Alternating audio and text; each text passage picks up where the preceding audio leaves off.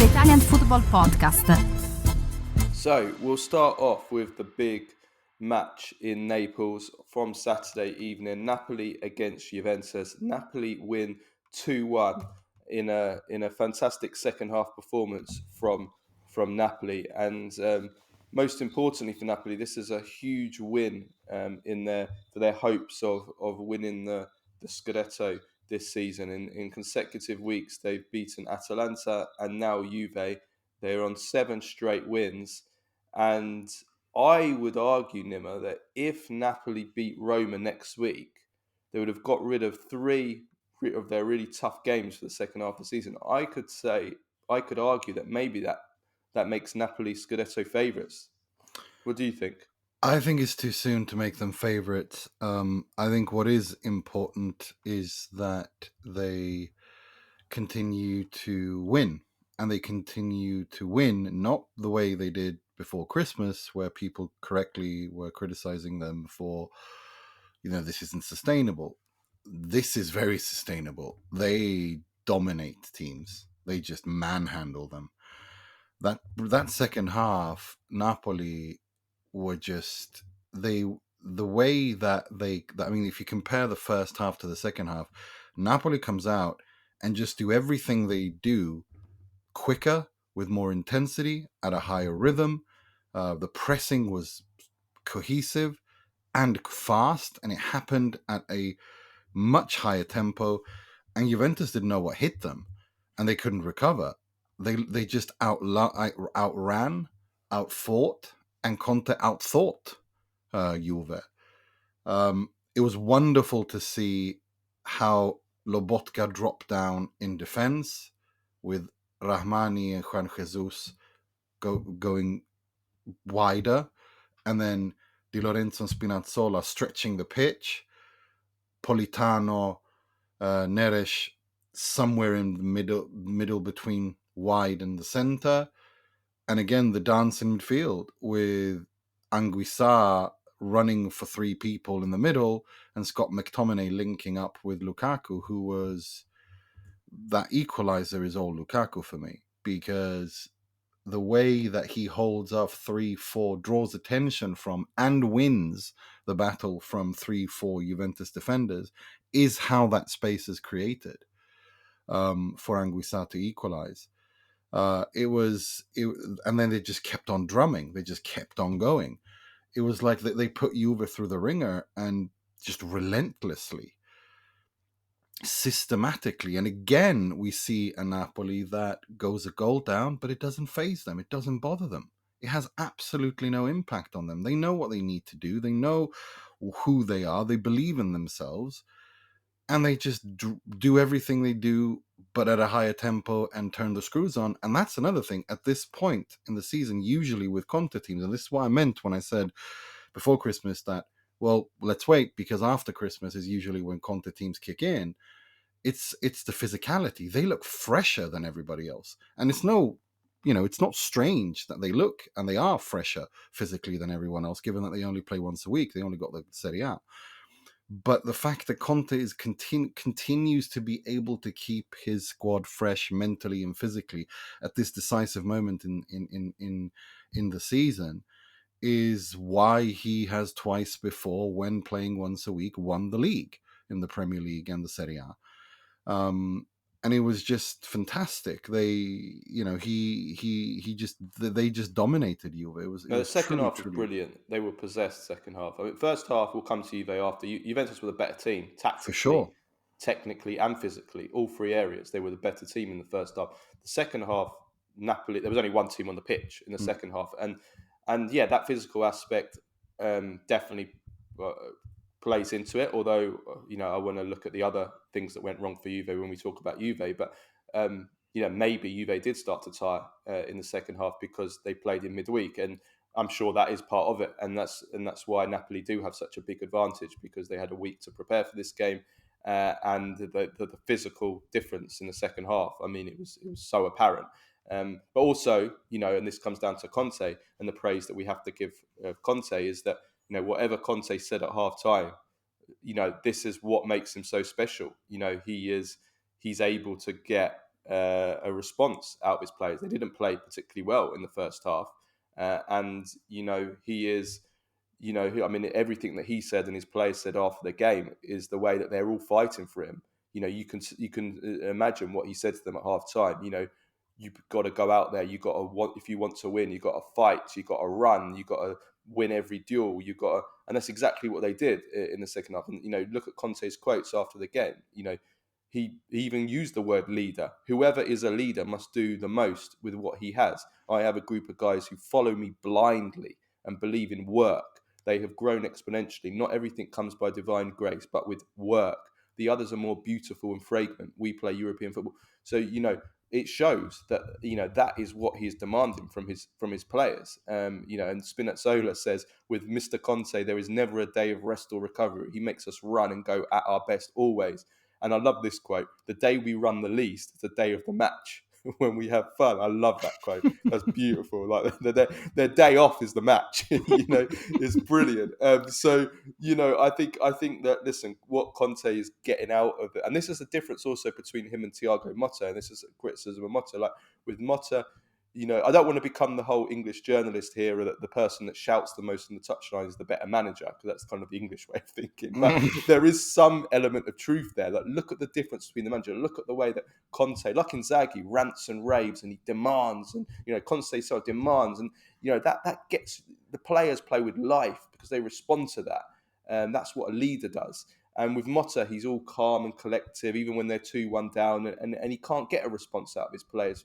Partly because of that. I mean, listen, that's a basic way of looking at things, but you can see that this Conte, he gets everything, and okay, it's not sustainable, and it's why his teams after 2 years, 3 years usually fall apart, because it's exhausting. But for those first 2 or 3 seasons, I mean, he gets the best out of them, and that's exactly. I think if he, and the thing that he does is how he gets the best out of those who are not even starters. Like if you look at Cholito Simeone, when he came on, he was foaming at the mouth. He was on the floor, crawling like a dog, throwing head first towards the ball that was being kicked by Gatti. I mean, it was just... Well, did you see Billy Gilmour at the end? They were all going to die. Billy Gilmour's played about an average of 30 seconds this season per game. Billy Gilmour, who in the injury time is fighting with McKennie, and then at the full time you see Philip Billing has even played a minute since he's come, and he's celebrating wildly that they've won. I mean, this is the togetherness and team spirit that Conte creates, and it's this is what wins you, titles and wins you games. He creates a group like few do in football. He has this ability to create a unit, a team spirit, where everyone gives everything for the team and works hard. And because of the fact that tactically the football is like a well-oiled machine, the players aren't stupid. They feel comfortable in the system and they understand the system now, and it's not just running aimlessly. And they feel that when they can come back from games, in big games, when they're a goal down and win, home, away, that breeds confidence, that breeds belief. And he, and the way that he also behaves, because he is a volcano, of emotion on the side.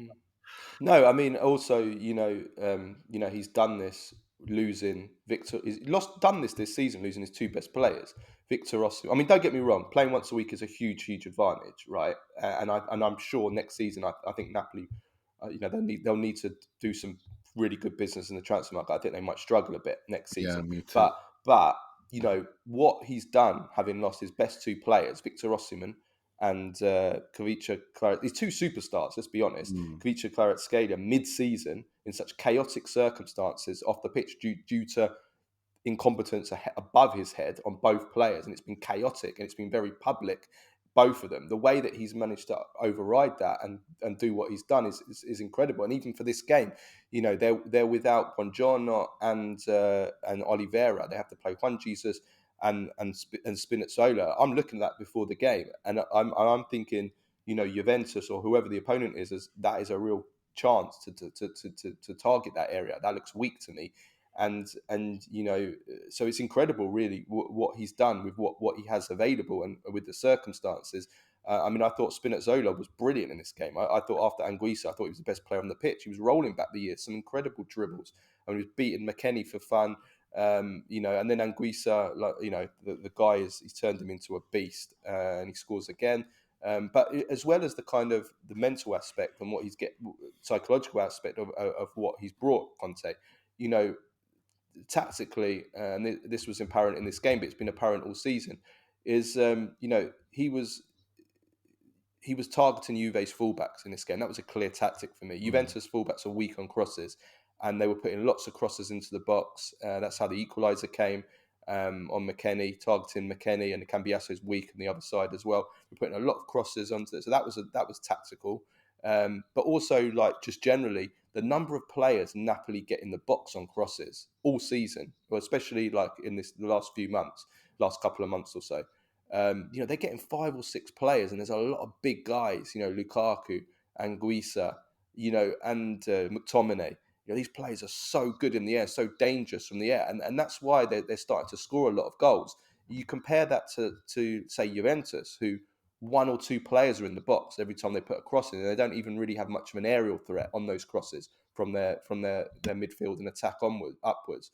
That's a difference. That is, it's quite basic, but Conte has these basic rules: what he wants from his squad, what he wants, how he wants his team to play, and everybody does it. And then he does for individual games. He has certain tactical tweaks, such as targeting the Juve fullbacks in this game on crosses.